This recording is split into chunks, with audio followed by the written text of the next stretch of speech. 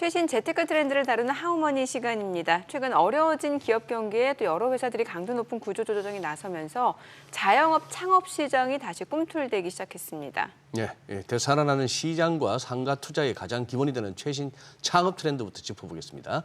오늘은 창업통TV 김상훈 대표님 모셨습니다. 어서 오세요, 대표님. 어서 오세요. 예, 안녕하세요. 예, 처음 뵙습니다. 예, 반갑습니다.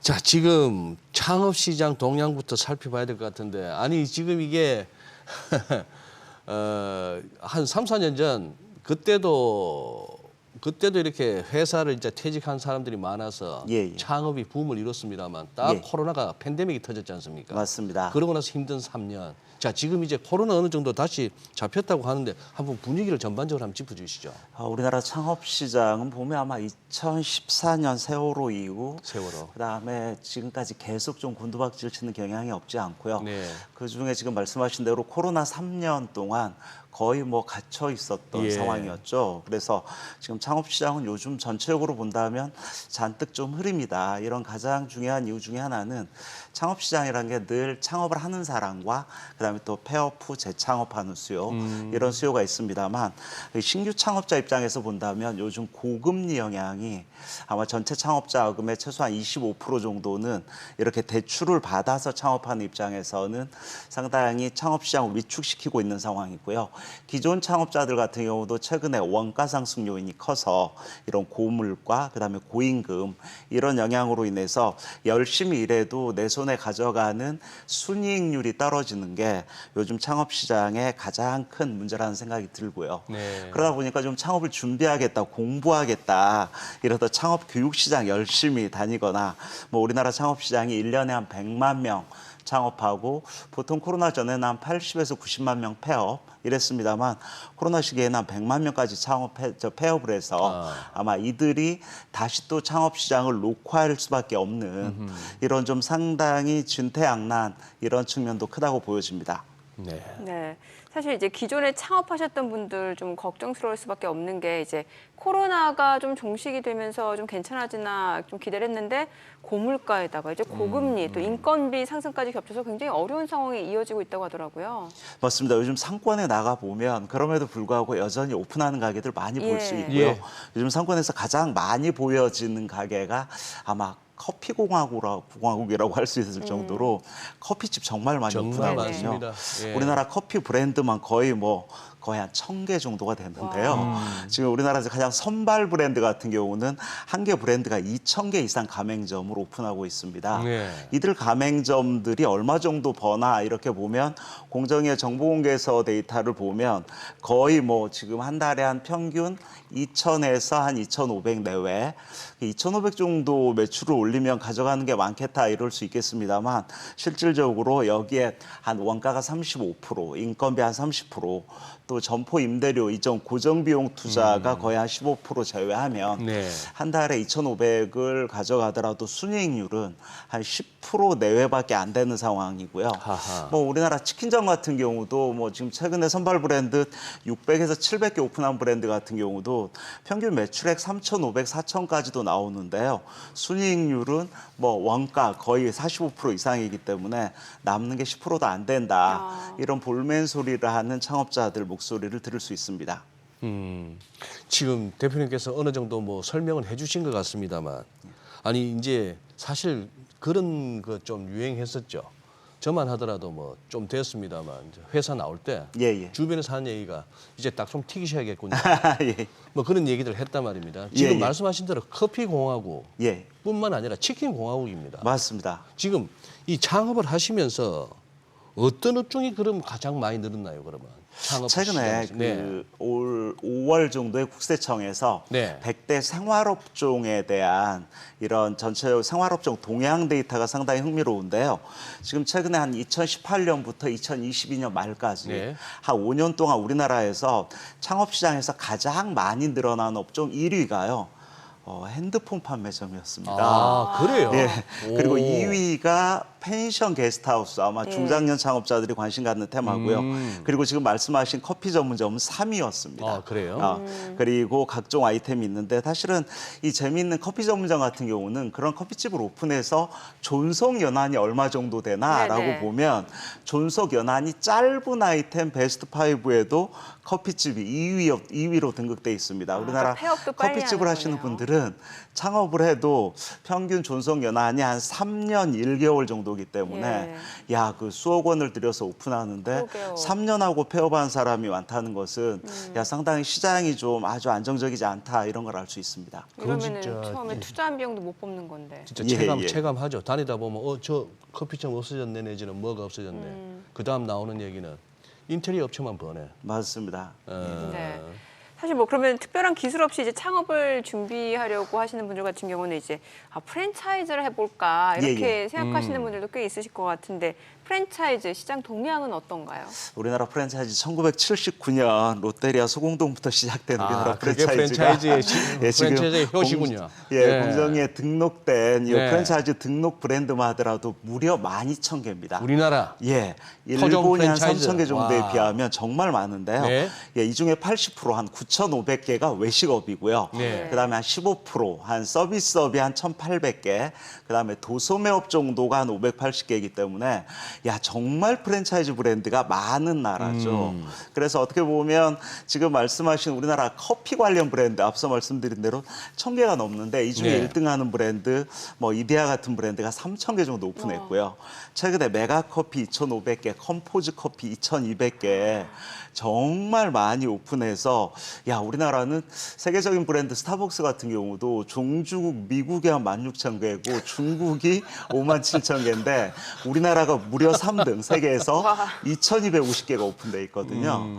그래서 저는 이 커피 브랜드 쪽은 창업자들도 코로나 시기에 오히려 많이 오픈했습니다. 네. 예, 그래서 많이 오픈했고요.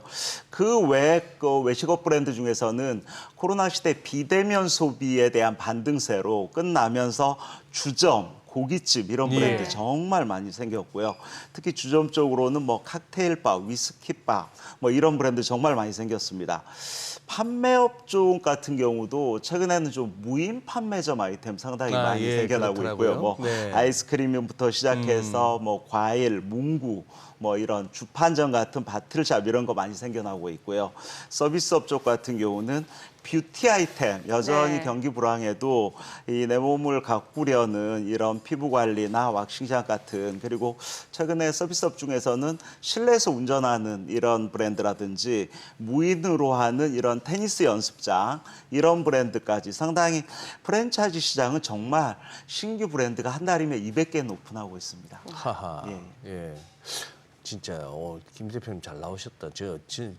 왜냐하면은 제 주변에 이제 제 또래도 그렇고 저하고 뭐 이제 한참 엉겨서 많은 후배들이 다 이제 막 나오거든요. 예, 플레이를 맞습니다. 많이 하는 예. 나이죠. 그러면서 어떻게 이 나이에부터 집에서 뭐 크게 모아놓은 것도 없는데 뭔가를 해야 된단 말이죠. 맞습니다. 해야 되는데 경험도 없고 지식도 없으면 그나마 편한 게 프랜차이즈예요. 맞아요. 그런데 또 대부분 겁을 내는 게 예. 이 고생한 만큼 떨어지냐 이거예요. 맞습니다. 직장 생활은 열심히 일만 하고 직장 생활만 개근하면 따박따박 한 달에 월급 나왔는데. 따박따박 들어오는 네. 건데 네. 창업 시장은 따박따박 들어오는 게 아니고 자칫하면 까먹을 수 있는 자칫하면. 이런 측면이 상당히 큰 시장이죠. 예. 최근에 말씀하셨던 지금 중장년 창업 이런 네. 5060 세대 그러니까. 우리나라 베이비 부머 예. 세대 1차 베이비 부머 세대가 63에서 5년생 720만 다 은퇴가 지금 완료가 거의 되고 있는 상황이고요. 720만 명요? 2차 베이비 부머 세대가 68에서 73년생이 한 606만 정도 됐는데 이들 같은 경우가 지금 상당히 창업 시장을 놓고 할 수밖에 없는 상황이지만 지금 앵커님 말씀하신 대로 시장이 불안하고 또 선배들이 창업하는 거 보니까 야, 실패한 사람들이 있어. 만만치 않거든요. 이래서 예. 집에서 열심히 막 그 준비만 하고 있는 이런 경우 상당히 많고요. 그런 측면에서 본다면 아마 퇴직자들 같은 경우는 개인적으로 좀 그렇다고 회사에 퇴직 전에 창업 준비 교육을 받고 오는 것도 아니고 네. 각계전투하는 입장에서 오다 보니까 결국은 창업 시장에서 준비되지 않게 창업했을 때 시행착오를 겪는 경우도 많고 반면 또 이런 틈새를 겪고 틈새 중에서 예를 들어서 제가 아는 분도 초밥 기술을 한 6개월 정도 한 1, 2천만 원 수업료를 내고 열심히 배워서 예. 이렇게 아파트 단지 지하에 10평 초밥집을 운영하시는 이런 분도 있고요. 네. 그래서 시장은 어려워도 또 여전히 틈새 아이템 정도는 꾸준히 존재하고 있는 시장이 이 시장이 아닌가라는 생각도 듭니다. 네. 옛날에는 치킨집이었잖아요. 예. 요즘에는 어때요? 요즘 사실은 요즘 많은 미디어에서 치킨집 어렵다 이런 얘기 많이 해서 치킨집 수요는 여전히 있지만 창업자들이 쉽게 이렇게 결정하기는 힘든 상황이라는 생각이 들고요.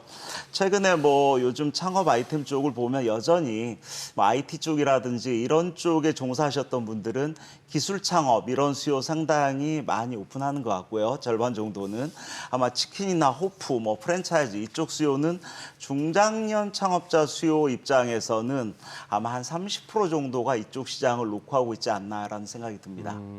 예. 어떻게 보면 이 창업을 두고 좀 고민하고 계시는 많은 또 시청자분들 계실 것 같은데, 이 짧은 시간에 다 그거 할 수는 없고 아마 우리 대표님 그 김상훈 TV 예. 이게 창업통 TV입니다. 창업통 TV 예. 그걸로 앞으로 이제 공부 좀 하겠는데 예. 나오신 김에 대충 그래도 기본적인 건 알아야죠. 업종별로 차이는 나겠습니다만 이 초기 비용 어느 정도 생각해야 됩니까? 예, 우리나라 창업자들의 예. 평균 투자 금액은 예. 1억 원 정도가 가장 많습니다. 1억? 예. 근데 그 시장이 어떻게 보면 가장 치열한 시장일 수도 있고요. 그 중에서 한 25% 정도는 빚내서 창업하거든요. 네. 이게 그럼 자기 자본 7, 8천 정도 창업해서 창업하는 수요 많고요.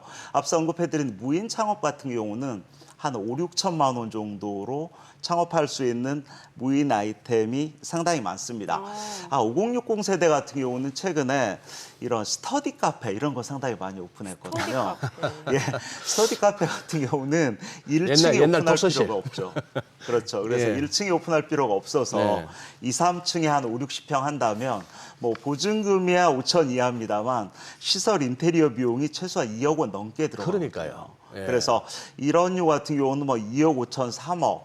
요즘 뭐 고시원 창업 이런 쪽 같은 경우도 뭐 인수 창업을 하더라도 여차하면 3, 4억 정도 이 정도를 투자할 수밖에 없는 이런 상황입니다. 그래요. 그럼 초기 자본을 뭐 줄이기 위해서라도 좀 1인 창업을 또 고려하시는 분도 상당히 있을 것 같은데, 왜냐면은 혼자 일하고 이제 뭐 인건비 줄이고 그리고 대신에 큰 수입은 바라지 않고 이제 좀 정기적으로 어느 정도의 수입을 좀 가져가겠다 하시는 분들이 있을 것 같은데, 그런 분들을 위해서 좀 조언해 줄 수 있는 내용이 있다면 어떤 게 있을까요? 예, 요즘 창업 시장에서는 뭐 요즘 이 세무 관리도 힘들지만 예. 노무 관리가 더 힘들다. 그럴 이런 거예요. 얘기를 많이 네, 하거든요. 네. 뭐 요즘 일주일에 15시간 이상, 한 달에 15시간 이상 근무하면 주휴수당도 줘야 돼서 요즘 뭐 최저임금 내년도 같은 경우도 9,860원 결정이 됐습니다만 주휴수당까지 합치면 거의 시간당 12,000원 정도 되거든요. 네. 그러다 보니까 결국은 야, 나 혼자서 적게 벌더라도 나 혼자서 하자. 그래서 1인 창업 요즘 상당히 각광받고 있는 테마 중에 하나고요. 그도 그럴 것이 일단 나홀로 하다 보면 매출이 중요한 게 아니고 남는 게 중요한데 그렇죠. 매출이 적더라도 원가 빼고 임대료 빼더라도 아무리 못해도 그 한 달에 떨어지는 게 최소 3, 400만 떨어지면 굴러는 가더라. 이렇게 생각하는 분 많이 있다는 생각이 들고요. 또 하나 좀 조언을 드린다면 요즘 시장에는 네. 오래된 가게들 정말 많습니다. 예. 예, 전국에 1,430개 정도의 전통시장 같은 데 가면 전통시장의 고령자들이 30년, 40년 하신 분들도 많이 있고요. 네. 저는 이렇게 오래된 장수가게 아이템을 잘 좀 주목하실 필요도 있습니다. 있습니다라는 아하. 생각이 듭니다. 이런 분들이 자식들에게 대물림되어 있는 경우도 있지만 그냥 아이고 몸이 힘들거나 이러면 폐업하는 경우도 있어서 오히려 2대 사장으로 인수 창업하는 아하. 이런 경우 같은 예. 경우는 오히려 사업성이 검증된 아이템을 창업할 수 있기 때문에 초기에 발생할 수 있는 이런 위험 요인을 좀 줄일 수 있지 않나 이런 생각도 듭니다. 관건은 역시 이 가만히 집에서만 고민하는 것보다 당장 우리 집 앞 상권부터 상권에 나가서 여행하듯이 상권 여행을 좀 많이 하셨으면 좋겠다 이런 생각도 듭니다. 그래요. 그리고 저 대표님 예, 예. 좀 우리 창업을 앞두신 분들한테 좀 조언을 주셨으면 싶은 것 중에 하나가 예를 들어 저는 예, 예. 똑같은 저 햄버거 체인점이라도 예, 예. 프랜차이즈인데 예, 예. 점포 따라 맛이 달라요. 맞습니다. 아, 그렇죠. 맛이 다르고 그 직원들의 어떤 서비스도 다르죠. 접객하는 그 태도나 이런 것도 보면 달라서 딱 맞습니다. 그때 나오는 얘기가 여기는 점주가 틀려 먹었구만 이 소리가 나오는 거예요. 맞습니다. 그 분명히 있죠. 있습니다. 이를테면 창업자들의 표정이 네. 직원들의 서비스 수준하고 비례한다 이런 얘기 하거든요. 그래서 좀 창업하기 전에 저는 좀 표정 짓는 연습, 웃는 연습하는 거 이런 것부터 좀 하고 창업 시작을 놓고 해야만 최소한 우리나라 갈 곳 많은 소비자들이 그래도 만족도를 높일 수 좀 있지 않을까라는 생각이 듭니다. 아, 거울 보고 웃는 연습부터 해야 되는 거예요. 아 그럼요. 예, 예. 아니 그 말씀 일리가 있죠. 예. 아니 그 프랜차이즈 사장님이 아침마다 이렇게 인상 쓰고 있으면은 아, 그럼요. 그 젊은 직원들 그거 보고 손님한테 아 맞습니다. 웃음 나가기 어렵죠. 사장이 네. 굳어 있으면 사장이 뭐 굳어 집안에 있으면. 일이 있어서 사장 얼굴이 굳어 있으면 가게 분위기는 아주 어두워지죠. 예, 예. 그죠. 그래서 늘 이렇게 웃는 연습부터 조직 생활에서는 웃을 일이 별로 없습니다만 창업 시장에서는 좀 이렇게 텐션을 올리고 웃는 연습부터 하는 게 어떻게 보면 창업의 시행착오를 줄일 수 있는 방법이다라는 생각도 듭니다. 굉장히 중요한 포인트네요. 네, 오늘 내용 잘 들었습니다. 예, 고맙습니다. 네, 감사합니다.